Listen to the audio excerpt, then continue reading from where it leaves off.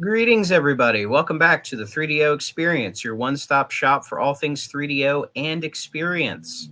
This is Thrak, the pinball wizard this week. Joining me, as always, is everyone's favorite golf ball machinist, Bill. How you doing, Bill? Oh, I'm doing wonderful. It was a very eventful 2 days so far. Um, we tragically, did you see the news? The original voice actress for Misty died. Yeah, I did see that. That was pretty sad. It was sad, and then you found out it was cancer, and I was like, God damn it! It's like the worst. Yeah, unfortunately, we'll never truly figure it out. I mean, we probably could. I'm not gonna get it. I'm not gonna get into Yeah, that. yeah, Um, 49. Like she's only in her just I 40s. think 46, I believe. Yeah, it's And way then too young. also, like around the same time, the former YouTube CEO, Susan Wojcicki, she passed away from cancer at Yeah, 56. that was like one of the weirdest like splits I've ever seen of opinion. Like, I think like the general consensus was everyone felt really bad for her family and like Yeah. going that way, but everyone was like, she was an awful CEO. And I'm like, yeah, I mean, I still feel bad. It's one of those weird things where it was like, I don't think she was as bad as everyone says. yeah, I mean, she Like, wasn't good. I mean, like the whole YouTube apparatus, I think you can't blame it on just one person. no, You know what I mean? Because at the end of the day, she has to, even if she's the CEO of YouTube, she has higher ups to answer to at Google. So, if you want to blame them, that's fair. I'm pretty sure she was just a punching bag for like most of the shit. Yeah, Um, she absolutely was. And yeah, YouTube did take a turn for the worst of her reign, but again, it's like I don't know if it's necessarily her fault. It might be, but even still, she didn't commit war crimes. no, So that's why I wasn't like, I saw some people were like, were happy, and I was like, that's fucked in so many no, ways. no, no, no. There are certain people I would celebrate their deaths because they're genuinely awful people who have committed atrocities, but she's not in that list. Yeah. And even then, I still wouldn't post it online. But that's, I mean, when HW died, I was fine. But that's different, Every yeah. president's a war. Every president's a war criminal. Anyways, I know. today, so let's see. Oh yeah, Bill, have you been playing any games recently? Have I been playing any games? Not a whole lot. I've been doing a lot of work on my game room lately. Mm-hmm. Like that's been a big project. Like I got after we did the last episode, I actually pulled out and found like all my old Game Informers, and Nice, nice. I have them now somewhat on display in my game room. I made this whole new shelving system, like so I can put a bunch of old consoles on there. Um, and I just recently added more like CD racks, so now I have more space for like jewel case games. Yeah, the other day I was cleaning out the that closet behind me, and I had like an old plastic like CD rack thing that I got from like a Goodwill, and the thing Mm. was snapped and destroyed. So I had to chuck that thing out. But yeah, I did a bit of cleaning myself. I saw you had an Atari 7800, but no games for it, or no It was one of the 7800 yeah. games. It was one of those cases where it was kind of like I found the thing at a retro store, and it was like one of those deals that you really couldn't pass up, but they had no games for it, so I was kind of like, eh. Yeah, Um, if I saw how much you pay for it, like 20 bucks I was like 50, I think, which isn't for too bad. for $50, I would buy a 7800. Hmm. Absolutely. Does it have? I assume you've not hunted down the European controller. I haven't, and I need to do that because I found out after I bought it, it didn't come with a controller. I was kind of Oh, like, really? Well, because there's that American joystick one, which is I'm told is fine. Uh, it's what I it's forget not what it's called, but it's not so much that it's bad; it's like just that kind of joystick. awkward. Yeah, it's Yeah, that weird little joystick thing. Which yeah, I feel like I would prefer the 2600 controller. even that's not great. I mean, if you're No, it's to be not. It's not great. to be perfectly honest, if you're playing 7800 or 2600, just plug a Genesis controller in. It is like the Yeah, easiest like workaround. I yeah, do want yeah. to find one of those European controllers though. Yeah, because it's for our audience who doesn't know this, the 7800, I believe it was in Europe only, got a weird NES type controller. I believe it's called the CX78, and it's weird. It has like a D-pad and like the straight upper left corner.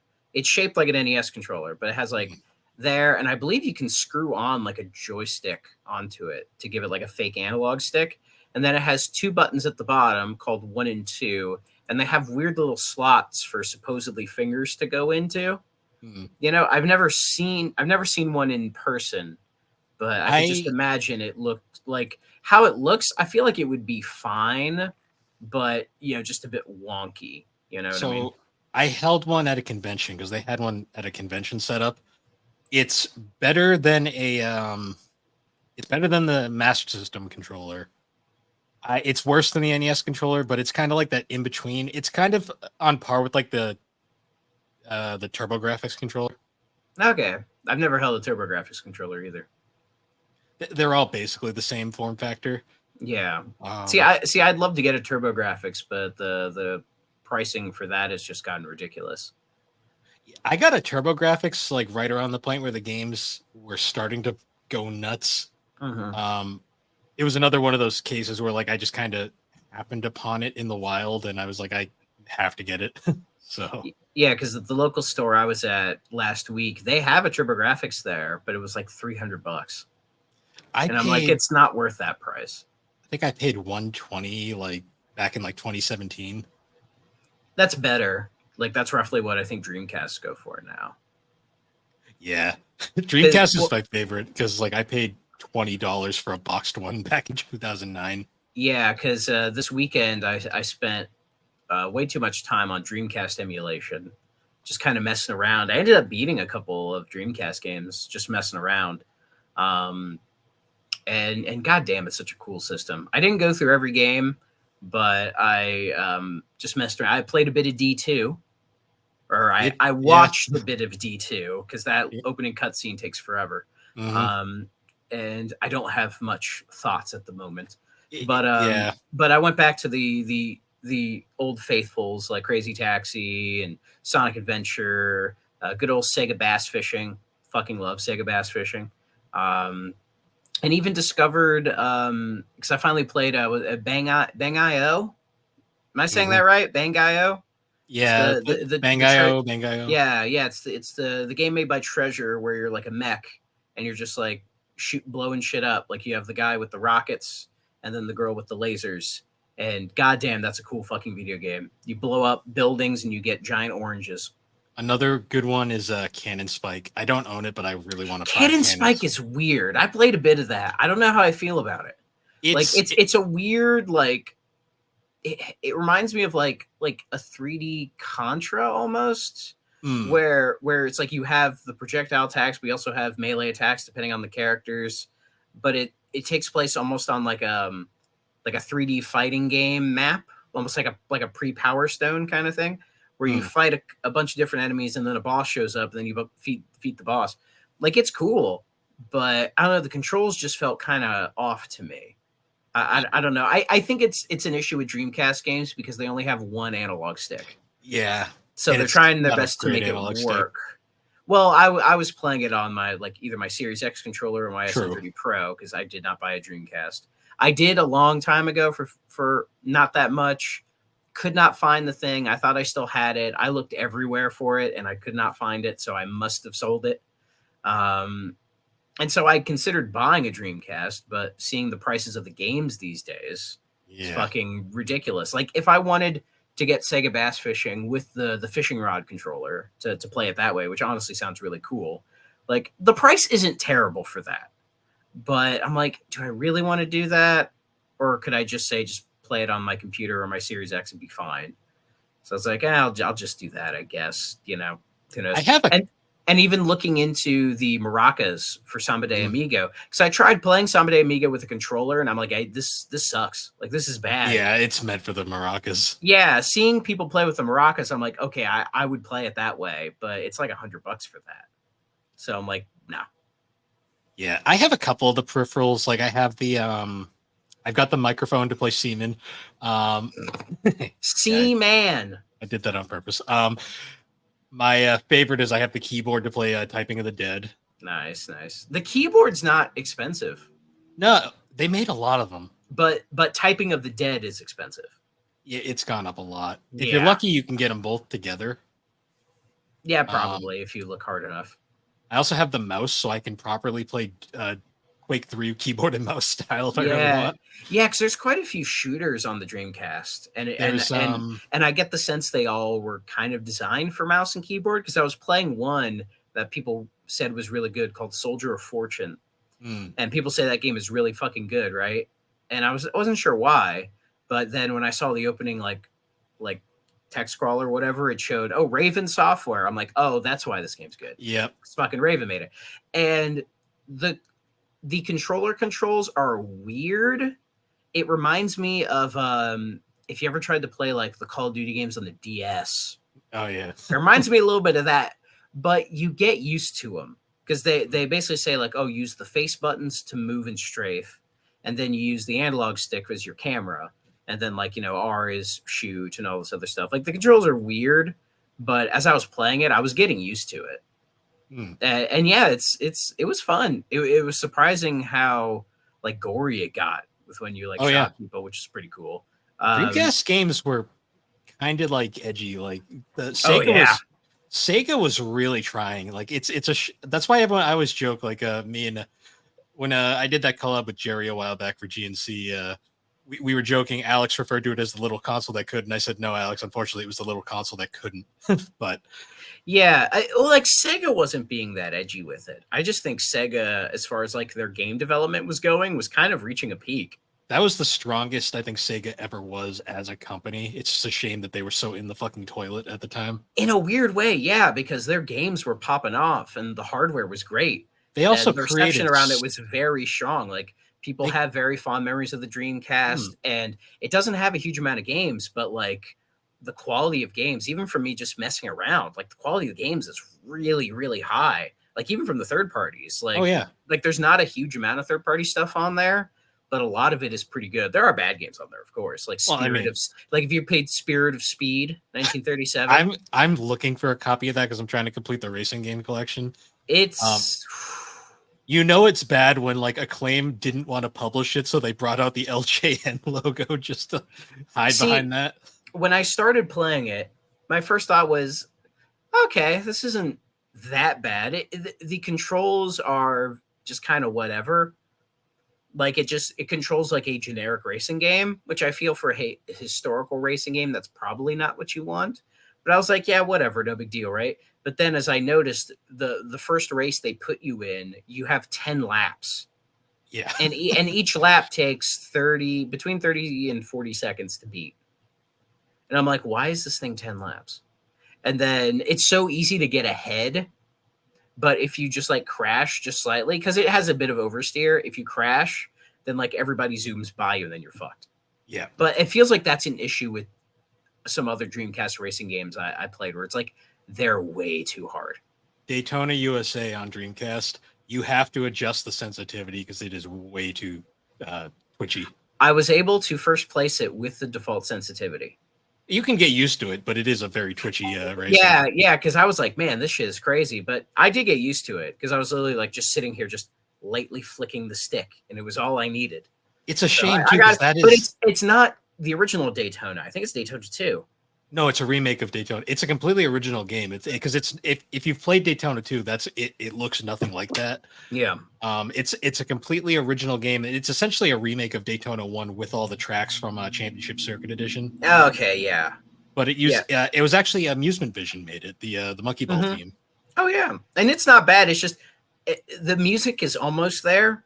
It doesn't have the Daytona song. It doesn't have it. At least I didn't hear it. It's a more techno-y remix heavy. I mean, it's not like the weird like Jun Sonoy soundtrack from a Championship Circuit Edition, but it's it's not that. No. Which I low-key kind of love the Jun Sonoy soundtrack from that version. But yeah, like the version of Daytona on Dreamcast, it's very good, but it doesn't have the charm of the Saturn or even the arcade original. Because even the Saturn, like the original Saturn version, wasn't like they kind of rushed it, but they eventually re-released it. Yeah, they did Championship Circuit Edition, which is weird because it doesn't play anything like Daytona. Yeah, but it's kind of the better version, I think.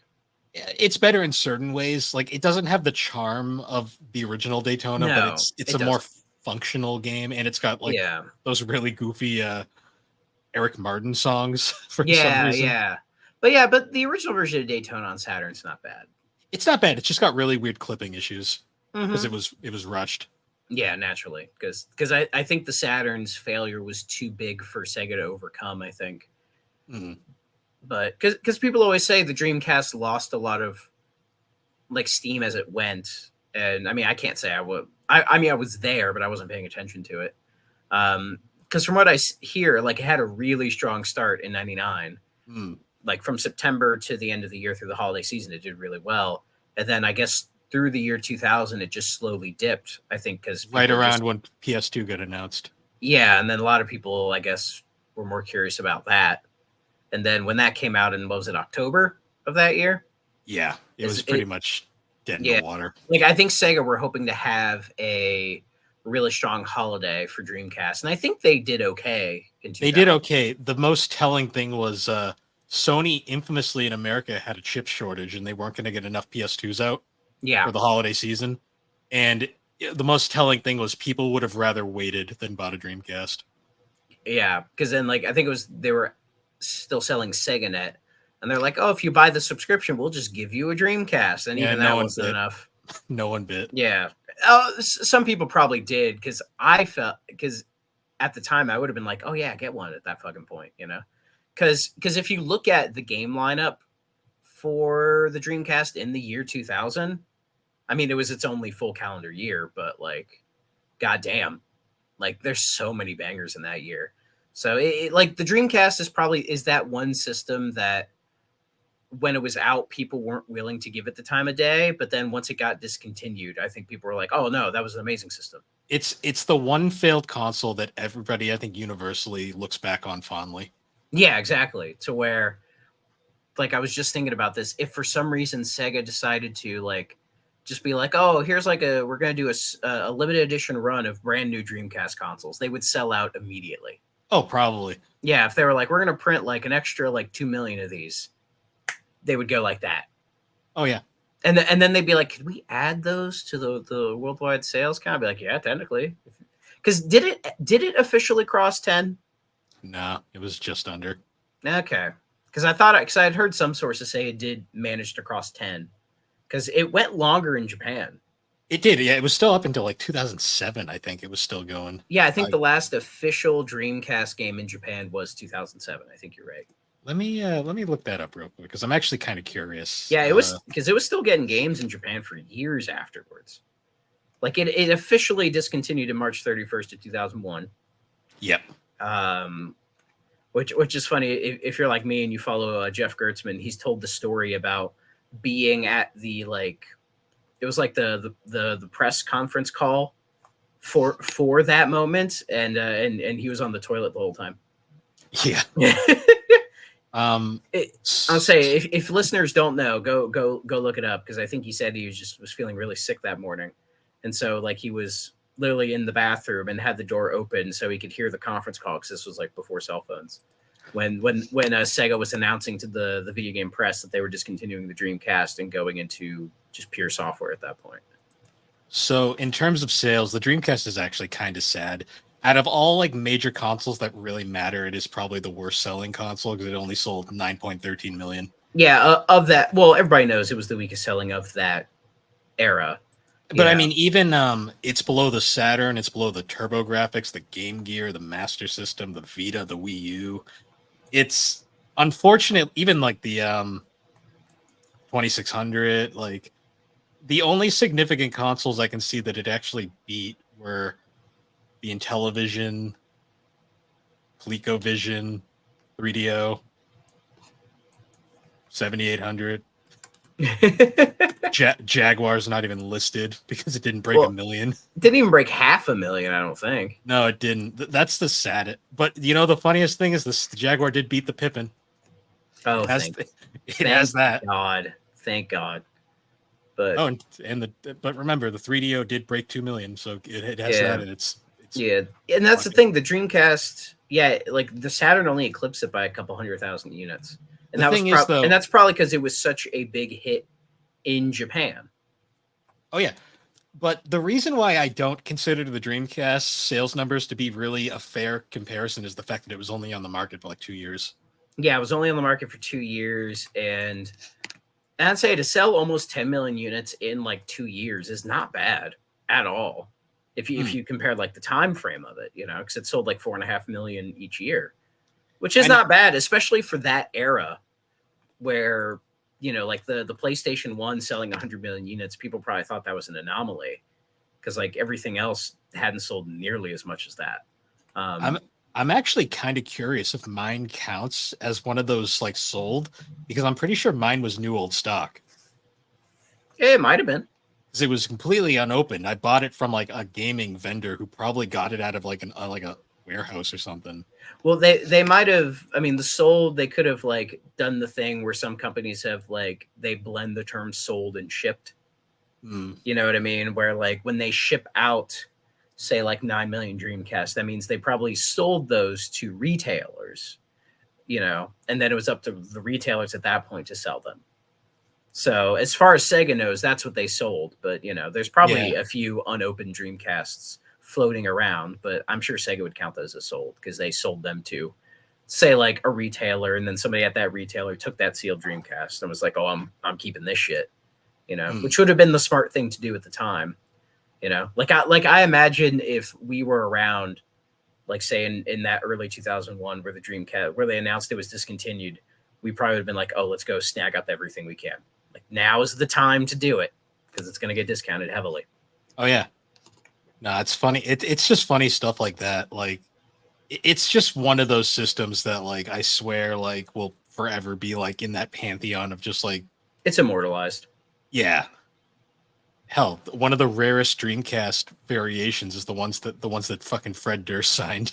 Yeah, I want exactly. one of those unironically. Like Yeah. that's just such a funny thing. Mm-hmm. Though, yeah, but when I was looking at the hardware, like it was surprising that like they weren't as terribly priced as I thought they would be. Even say the Sega Sports variant, which I considered, but the problem was the games have really gone up. They have Like people unfortunately. do not talk about people talk about the GameCube prices being inflated, and they are.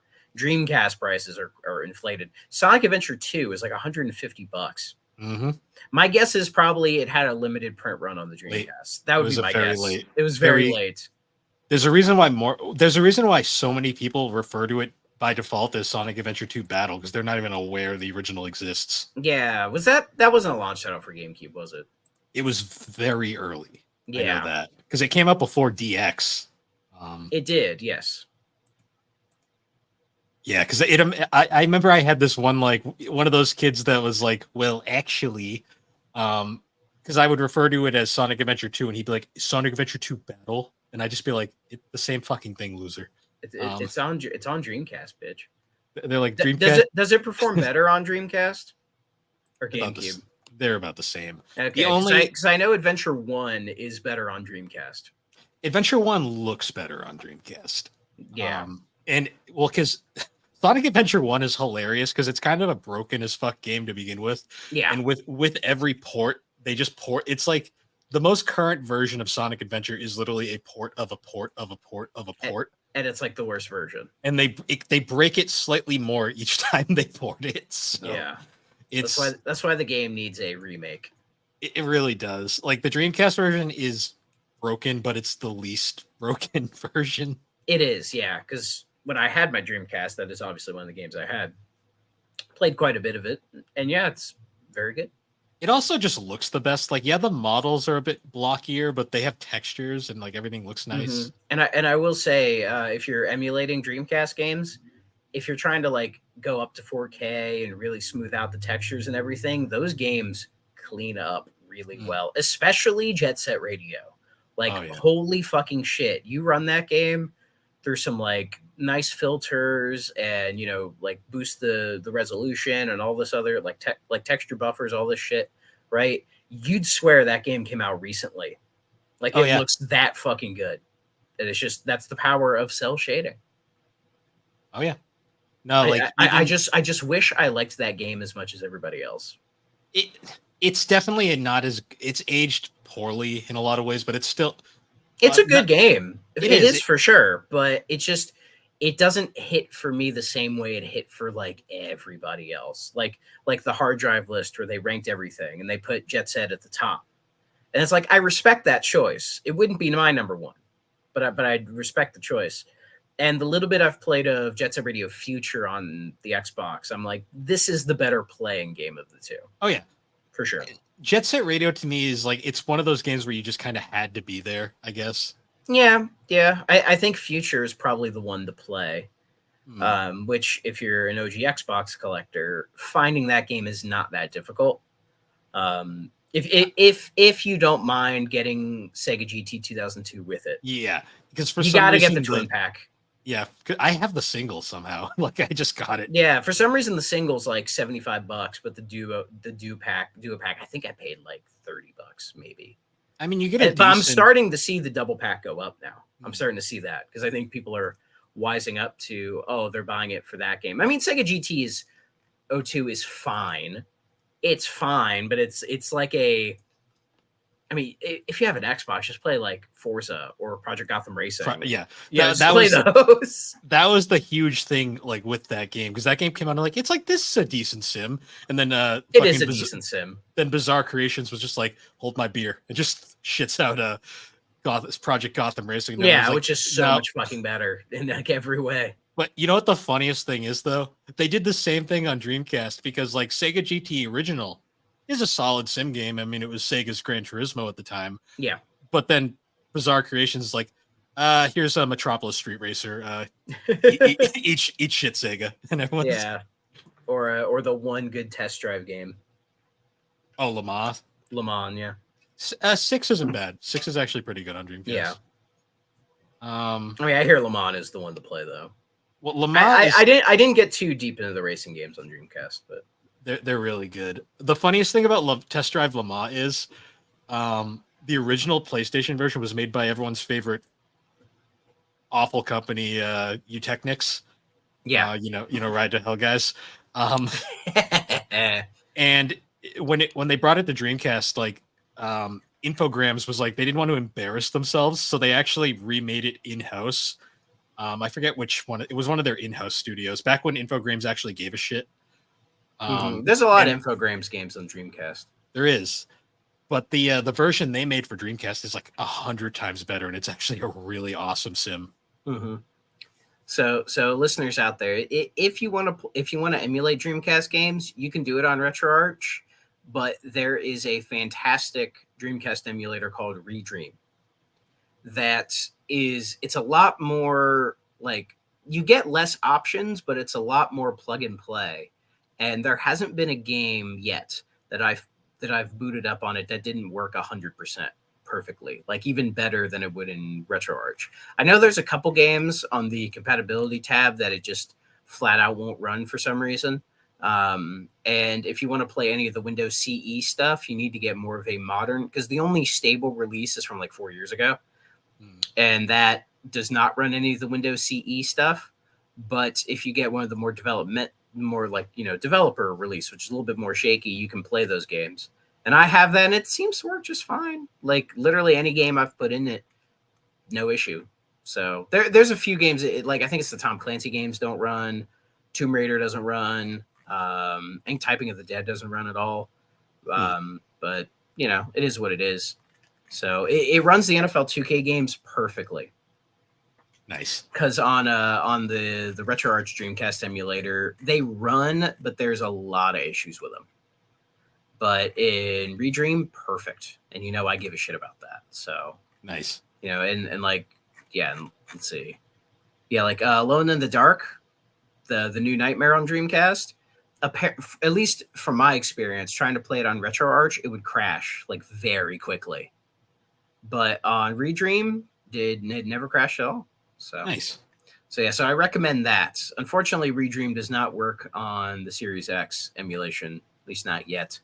But my guess is it's a very small team working on it. But gotcha. But if you want to play Bang.io, I recommend it on Redream, because RetroArch, I mean, it runs, but there's a bit of slowdown. Redream, zero, absolutely zero slowdown. Nice. And it forces every game into widescreen. Nice.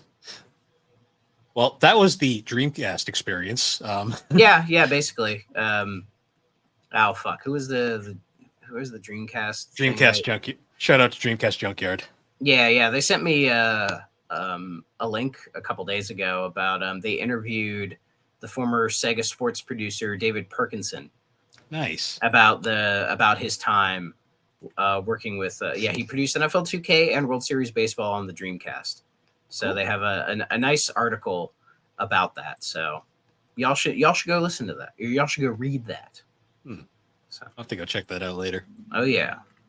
But yeah, so moving on to the actual console that we're supposed to be talking about for this podcast. Pinball games. Yeah. I like pinball. I do too. Do you like being the pinball though? No. Okay. No. Because I need some Dramamine if I'm gonna do that. So do you wanna start with the vaguely interesting game or the completely uninteresting game? Well, let's just start with the easy one. The first one is Real Pinball. Okay. For some reason in Japan it's known as Fireball. It was developed by a team called Japan Data Works and published by Panasonic for 3DO in 1994. And it is a straight-ahead pinball game. You get 5 different tables, one of which is locked. I don't know how you unlock it, but I didn't bother because it's video game pinball, right? Like the physics are about accurate. You have like the one camera angle, which is okay. The music is incredibly grating after 5 seconds. The music is incredibly grating, and its presentation is lacking because the boards are very repetitious. I think most of them are just like palette swaps. Yeah. It's very dull, you know, because I do like me some video game pinball. I have I think it's on the Xbox, the Gottlieb collection. Which is a video game recreation of a couple historical pinball tables that were real, right? So you get to see, like, say, the development of them throughout the years, and those are like much more fleshed out in 3D. You have a bunch of different camera angles, and there's like challenges you can complete in them to unlock more stuff. Like you can unlock a weird like slot machine pinball game because like the flippers weren't invented until I think like the 40s. So, and the flippers are what you hit to bounce the ball back up. So back in the day, you would just put the coin in, and then all you had was how you launched it up into the table, and then you just kind of prayed to God at that point. And you get one of those in that collection, which is really cool. But here, I mean, it's pinball, but like it's bad when the pinball game on NES has more to it than this. Hell, you know what I mean? Hell, that really bad Motley Crue pinball game on the Sega Genesis, like that has more going on than this. I'd rather play Sonic Spinball. True. Even the Virtual Boy pinball game. Space Pinball, I believe. Yeah, what the launch title for it? Yeah, I know the Cosmic Pinball. I think. I think so. Let me look it up. Here's your burp for the day. Galactic Pinball. We were there. Yeah, I believe in that game, if you play it long enough, I believe Samus makes a cameo. Like her gunship flies by. Yeah. One of the tables features a cameo from Samus. She's still in her like gunship, like her original one, which is cool. But that's kind of it. Yeah. Ironically, that the eye grating red of that game is more appealing than anything in Real Pinball on 3DO. I think it helps because the background is purely black to be, space. So you can have like the mostly red graphics for that, and it's fine. Even though it's not really a ball, it's more like a hockey puck. But it's like pinball video games are hard to get right.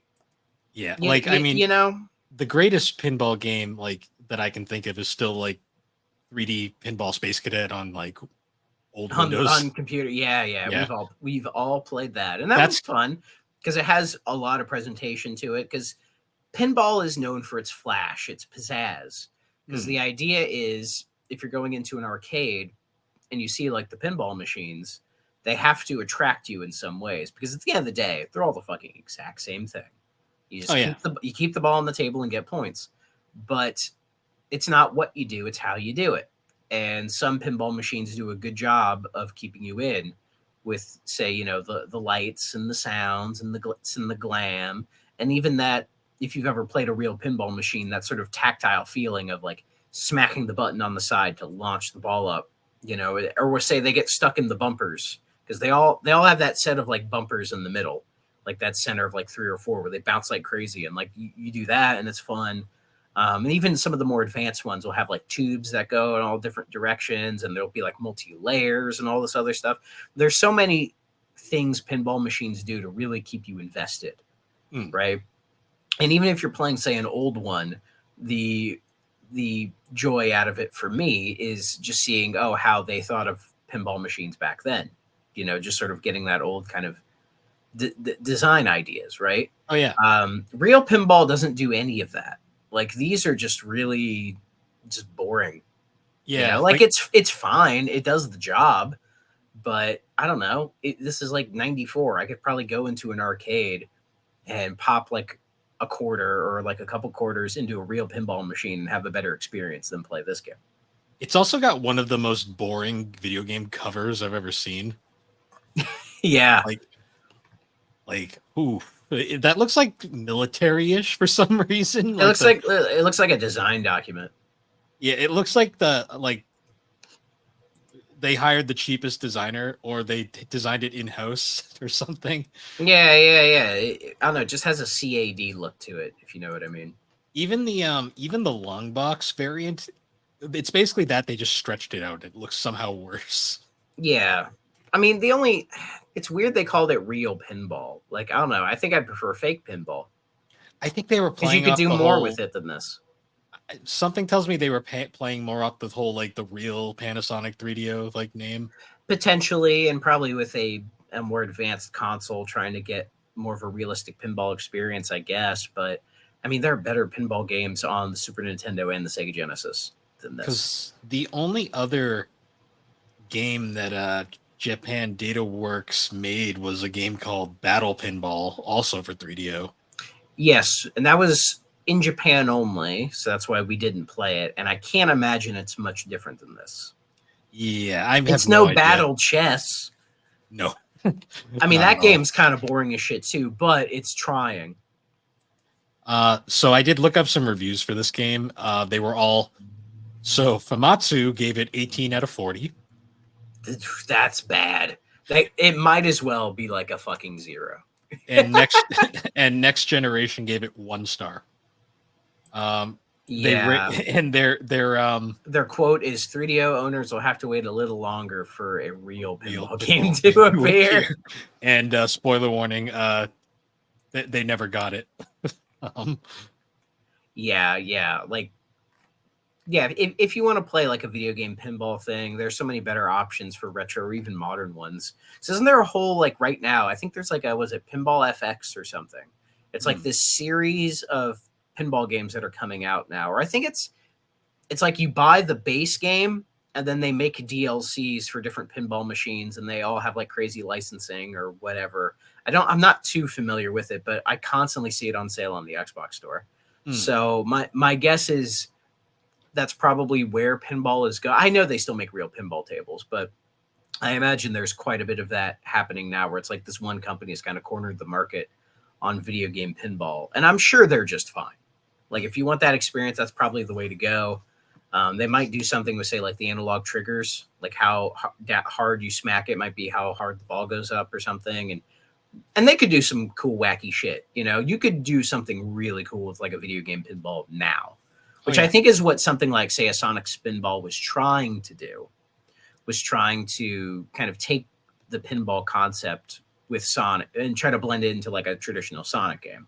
Its results were, well, Sonic Spinball, I'll give credit for at least being trying to be something. It's a very jank game, and it's not the worst thing I've ever played, but it is jank as fuck. Its physics are incredibly janky, but I know that first level so well that it doesn't bother me at all. It's when you get later. I have beaten it before.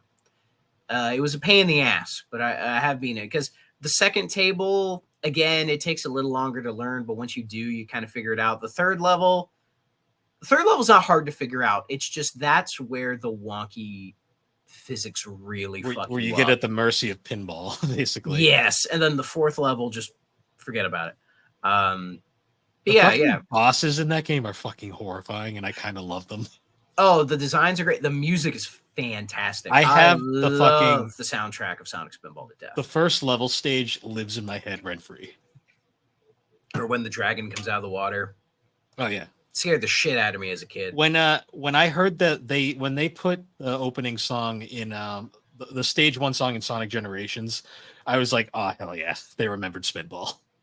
Somebody had to remember Spinball. But Yeah. And there's some others, like I think on the Super Nintendo there's what Jackie Crush. People seem to really like that one. Yeah, there's a lot of different options for pinball games. I mean, hell, on the NES there's what, Pinball Quest, Yep. which I'm not a big fan of. It's like trying to be like a pinball RPG, which I think is a cool idea, but I just think it completely failed. But I'd rather play that than this. So Real Pinball, I think we can both say definitively a stay away. Yeah, like I would say just don't even bother. Like Yeah, because like video game pinball games can be a little dull, but if it controls well and you just enjoy playing some pinball, it's like, yeah, that's fine. It's like a comfort food kind of thing, right? And that's probably what some people would say about the collection I have on the Xbox of pinball games. Like, yeah, it's kind of dull because it's just playing pinball, but I enjoy it. Popping it in every once in a while and messing around with it, but this doesn't even get away with that. So unfortunately, it is a stay away for me. Yeah, like I was gonna say, like even like it's the most like it exists pinball game I think I've ever played, but also I don't know if it was just because I don't know in this game physically I was using a 4DO to play it. As was I. I swear the load times for this game are horrendous. Like it takes forever to get to the actual pinball, and then once It you is lose, very slow. and then once you lose, it loads again, and you're like, God damn it! Like I just And what's so weird is that if you want to exit a table and go to another one, if you're in the middle of a pinball game, you can't do it. You have to finish the round before you can move on to another one, which is weird. yeah. So that's a double stay away for us. A double turd. Now, moving on from that, we get one of the most bizarre games I think I've played in a long time. It's up there. It's interesting. Pataank. Yeah, Pataank. So you got pinball, but have you ever imagined where you could actually be the pinball? That's kind of what Pataank is. Yeah. And so Pataank, interestingly enough, it was developed by a developer named PF Magic. Returning developer. Yeah, now most people may not know who they are, and that's perfectly fine because they did, as you said, they did the 3D Balls games with a Z, and then they moved on afterwards to a different series of games that ends with a Z. If you guys remember, primarily, I believe on like the Game Boy Advance and the DS, the Pets series or the Babies series of games like Dogs and Cats and like those like weird virtual pet sims from back then. It's the same fucking people as this. The weird things that goes on in the video game industry. You know, you're like, oh, I'm gonna make this unique game where it's pinball from the perspective of the ball. And then a couple years later, they're making a dog simulator. Yeah. After they made a fighting game where that's literally all balls and makes sex noises. Yeah. I don't understand how that works. But it's like, it feels like you're not even a ball here because it has like a weird skirt around it and it makes it look like a UFO. Yeah. I love the cover because the cover of the game literally says the first 3D pinball game. Thrill Ride. I mean, if you want to say thrill ride in terms of motion sickness, then yes, absolutely. I will say graphically, it's for 3DO standards, it's definitely stimulating. It has that 3DO look. Like You it's know, 3D, but not particularly good 3D. it's something about the sprite, the mix of like sprite work and 3D imagery, a little bit of full motion video, and just like the color palettes and the shaders that they use. It just evokes a 3DO ness to it. You know what I mean? A 3DO chic, if you will.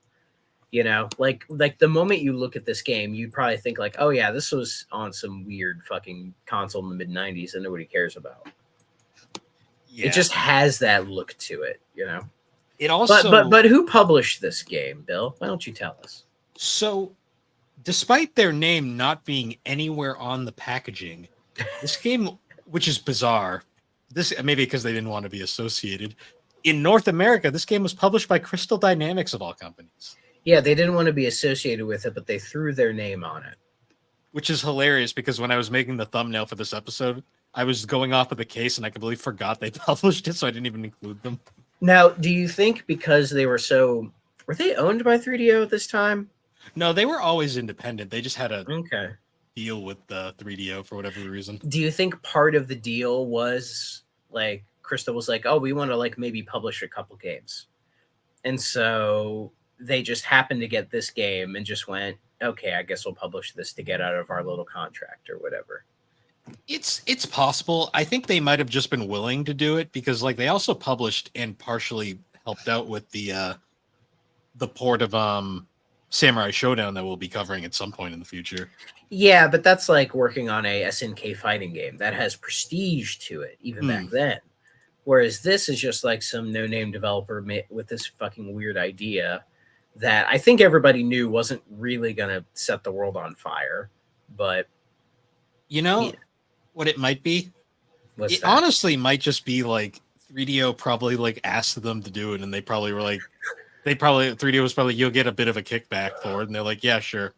Yeah, they probably did. Yeah, though I can't imagine this game sold particularly well. I'm sure it sold okay, but it's one of the games that you always seem to find in like the bargain bins of 3DO games. Like at least in my experience, I've always noticed it. Oh yeah, for sure. I've probably seen a copy of it in person, but I didn't go out of my way to grab it. Because I was just like, I don't know about that one. I bought it just because I it's one of the games I knew about. That and I got it for cheap. Yeah. But it definitely has a style to it. It is a very 90s, very in your face kind of game. Yeah, it's very 3DO studio. Like you start the game and the game literally is like, whoa. It's like, what? Right. Like this is how you know what the 90s truly were like when you look at the media made at the time that nobody remembers. Like you the know, first like stuff like this. The first stage is literally like the tunnel of love, and it's all like romance fucking movies in the background, and it's like this guy that's like screaming in your face the entire time. He's like, "You're gonna go down the tube. Get fucked," you know, that kind of shit. And it's like, oh, by the way, do you want to know how to get past the level? We're not gonna tell you. You've got to figure it out yourself. Why don't you blow me? Yeah. Basically. Like I bet the majority of people who have played this, like I did a stream of 3DO games a while back, and I was playing this, and I was pretty drunk by that point. By the time I got to Pataank, I was pretty drunk, so I forgot how to play, and I'm just like bouncing into walls and shit, and I'm like, I don't remember how to fucking play this game. Yeah, it's crazy. Apparently, according to one of the producers on the game, the 3DO company did pay for this to be made. So that makes a lot of sense. So they funded this. They were like, yeah, this should work, right? And it's a neat idea. It truly is, but I just don't think it works because the idea is, okay, you have the ball, or like you are the ball, see the ball, be the ball. And it's like, okay, maybe there's some more urgency to this. Maybe there's like specific objectives I need to complete to actually like complete these tables. And if there are, the game does not tell you. No, the game tells you fuck all. Yeah, so like I played that one table a bit and just couldn't figure out what to do. Like I was like, oh, let me, get a bunch of points. Let me try to hit these bumpers because you can just tap, I think it's B. and just like relaunch yourself up, and you can just spam the shit out of it. You can spam it, but it does have a limit to it. Very, very minor. Or maybe the limit's like much later. It depends how you do it. If you spam the shit out of it, like it'll drain really fast. But if you like use it sparingly, you can pretty much have it forever. Yeah, and then I saw there was this like tunnel at the top. Sorry, there was this tunnel at the top, and I was trying to get in there, and I just couldn't do it because I feel like this game is not running at a great frame rate, or I think when it gets more intense, the frame rate just completely fucking dies. It's better than some 3DO games, but it's still not particularly great. Yeah, and like when I was talking about like getting motion sickness, like I'm not kidding. Like this game was so fucking nuts. I was honestly getting kind of physically ill playing it, which does not happen to me when I play video games. Like I don't get physically ill even in crazy motion stuff. But for some reason, this game really did it for me.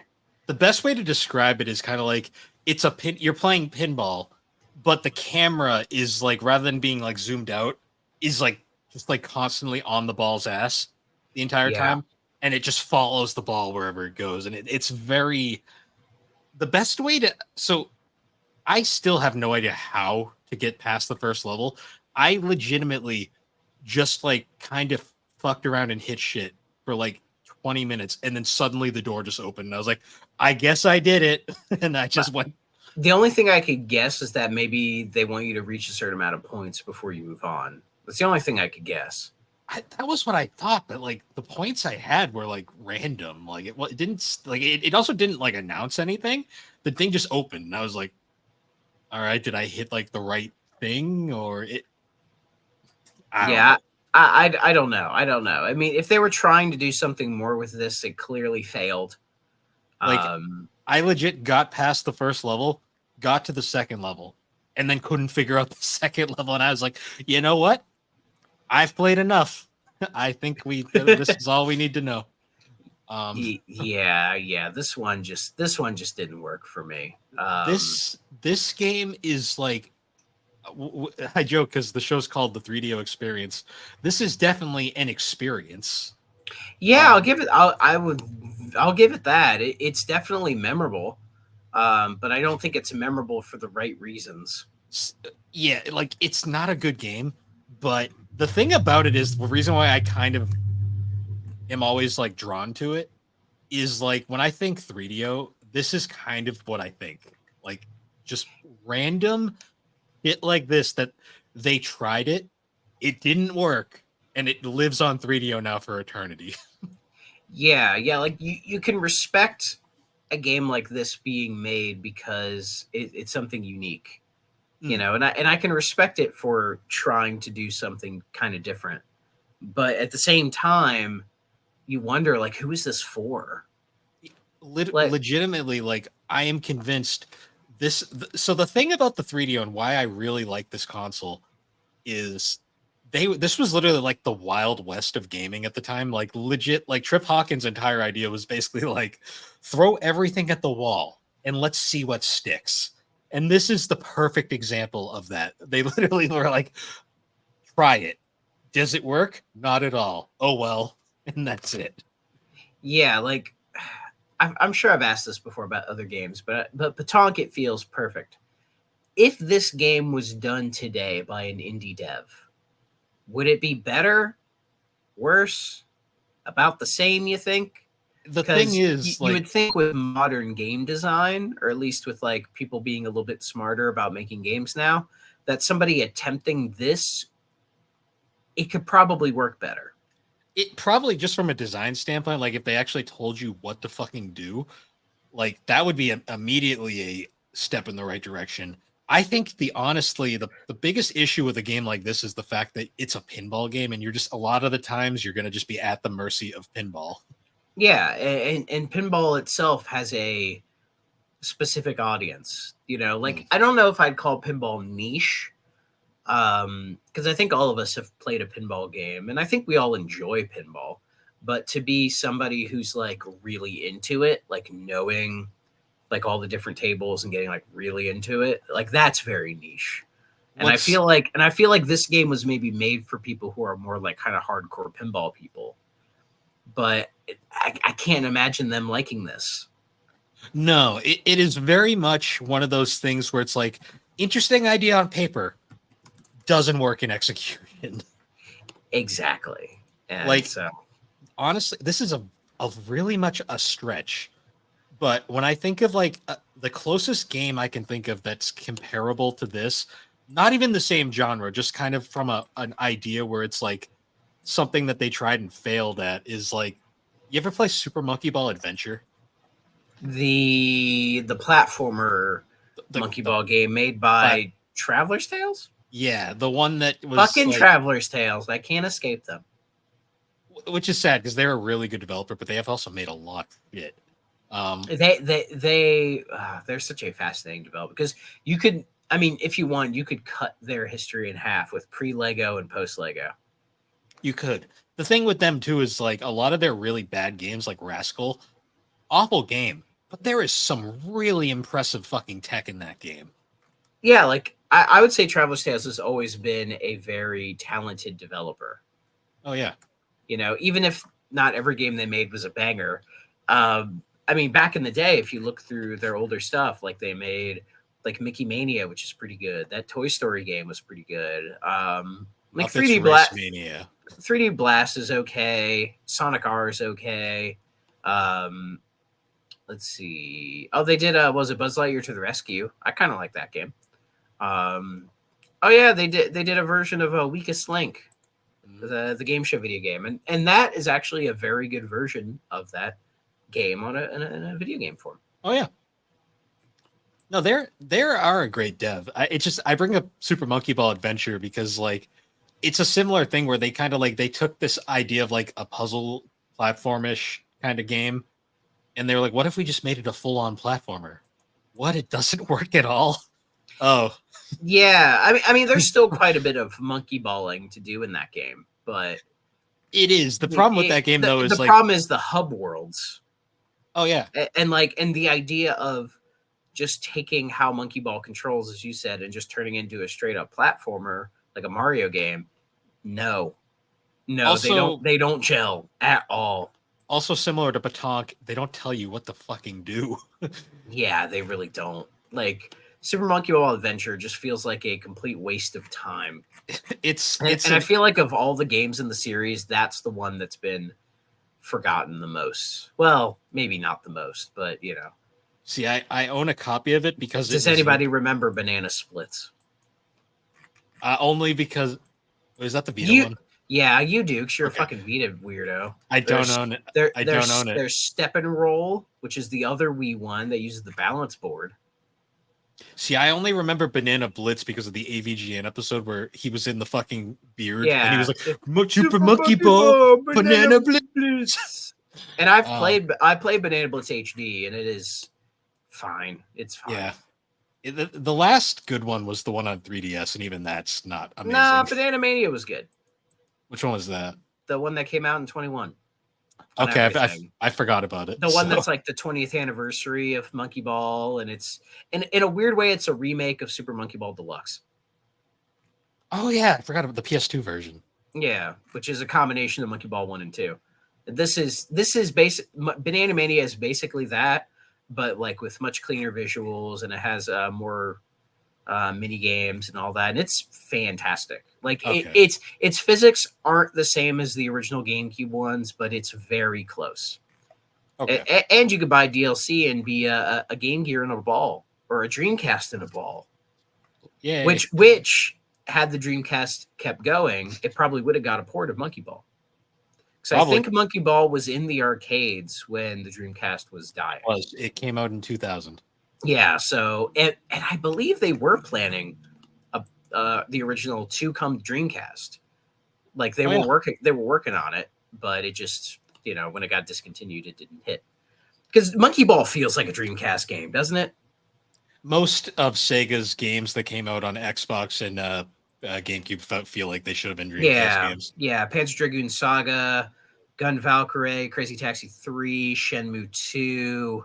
Well, Shenmue 2 was a Dreamcast game. Yeah, true. Sonic Adventure 2 was a Dreamcast game. Billy Hatcher feels like it should have been. Billy Hatcher. Oh, God. I fucking love Billy Hatcher. That game is like the most either you love it or hate it game I've ever seen. I love that game. It's not a great game, but I do love it. It's actually really funny. Like Nintendo got all of we're back on Dreamcast, but that's fine. Nintendo literally got all of Sega's like Sonic Team stuff. Xbox got all the unique niche stuff, and then Sony only got Virtual Fighter and Shinobi. Which is a shame because I would have liked Virtua Fighter on GameCube. Or Xbox. It feels right on Xbox.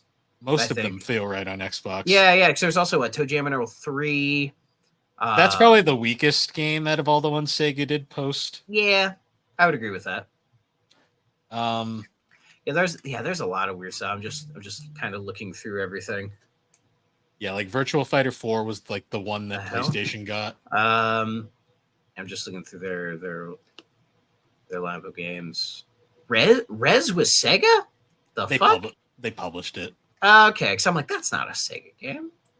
Sega Bass Fishing, but those never came to other consoles. Space Channel 5 Part 2 was also on PlayStation, I believe. I didn't know Space Channel got a sequel. Yeah, that's actually the weirdest game on the remember the Dreamcast collection on Xbox 360?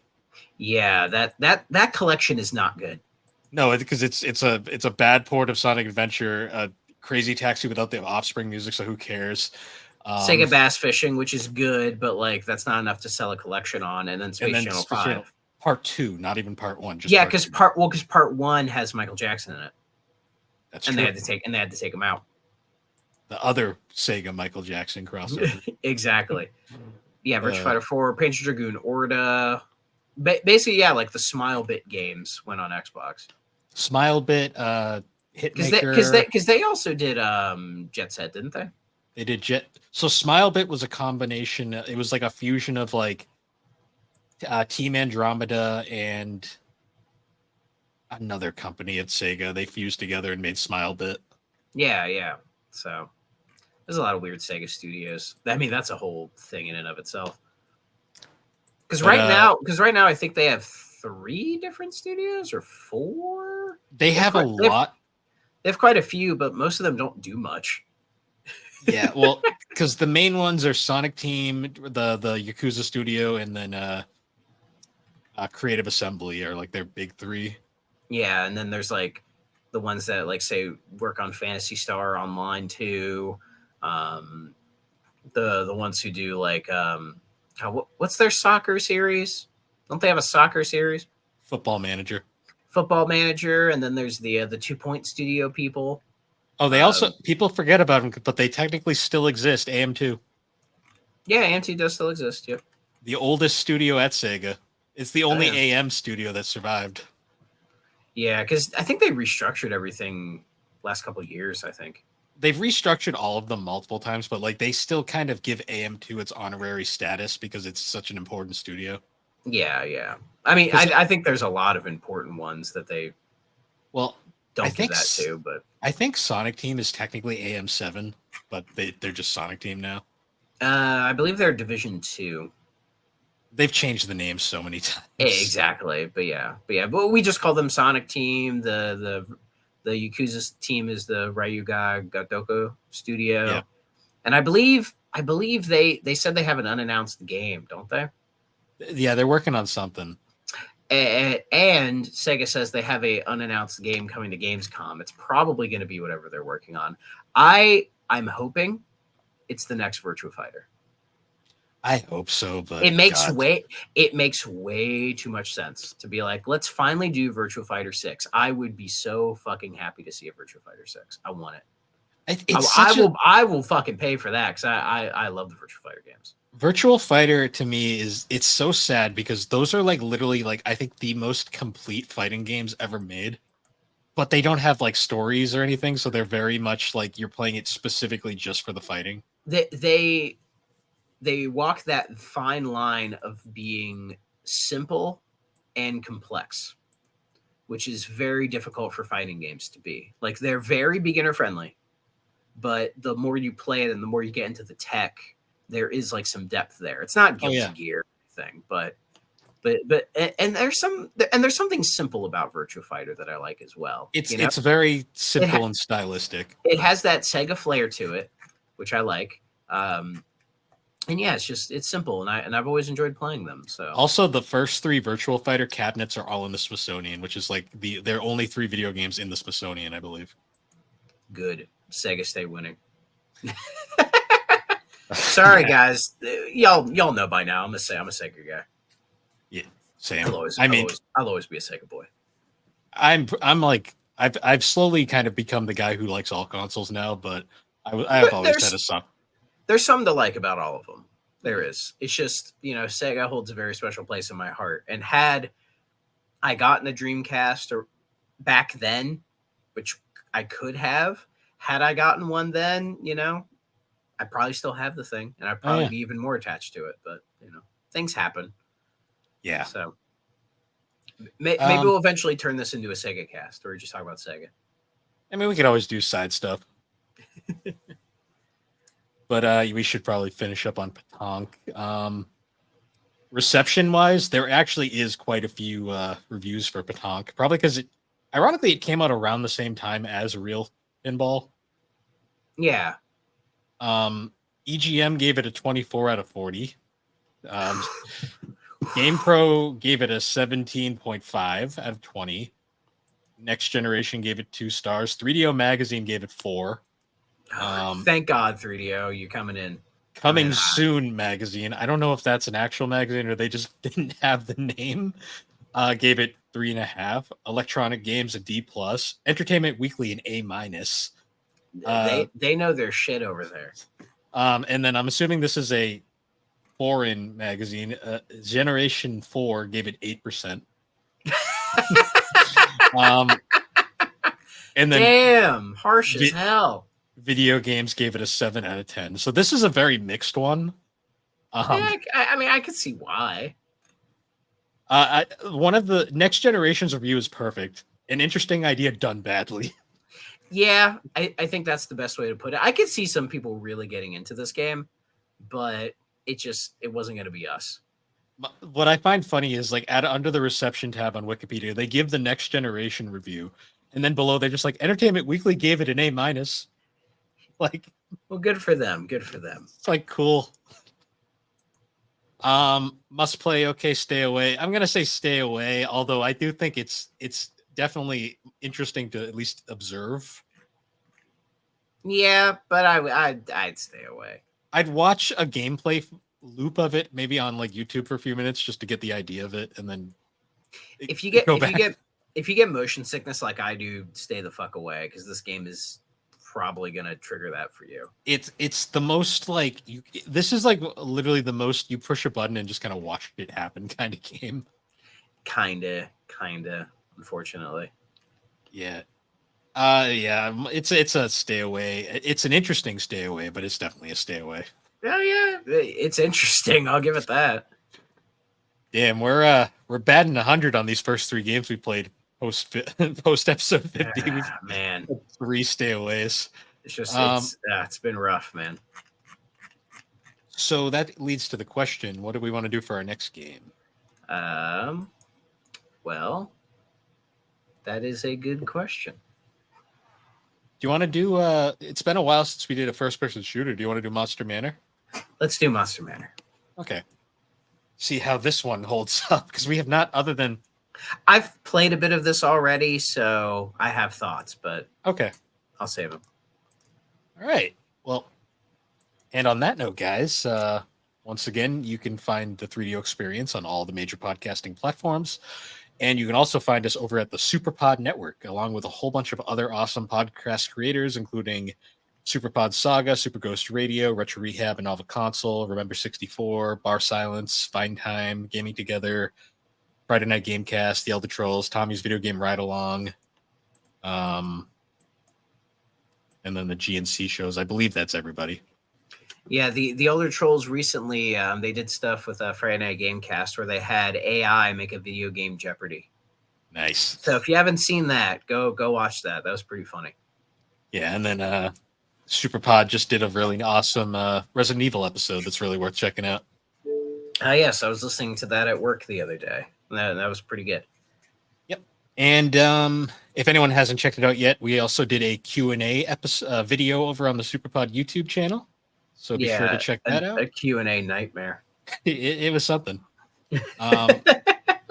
But yeah, other than that, and then you're streaming this week, right? Yes, I am bringing back the Genesis streams. I've had many people request that I bring them back. And with the new job and everything kind of figuring itself out, like I get home and I'm not completely exhausted. So I'm like, you know what? Let's do this. So on Thursday, the 15th of August, I will date myself, at 7 p.m., I will be returning to the stream. I'll be streaming some Genesis games. I think I still have my request list somewhere. There it is. Yeah, I still have it, and I remember I actually have a list of games already set up for it. So we'll be playing that. And again, if you guys have any requests, go to Twitter and comment under the pinned tweet. Please let me know, because I want to play the games you want to play. So, and I already have quite a few requests, but feel free to add more. Because Sick Jake added a few more the other day, so nice. I got to add them in. And for audio listeners, you can find the link to Thrax's Twitch channel in the description below. And for video listeners, you can find it in both the description and down there, right below us. Stare at it. But anyways, guys, once again, thank you for joining us on the 3DO Experience, and we'll see you all later. Bye-bye.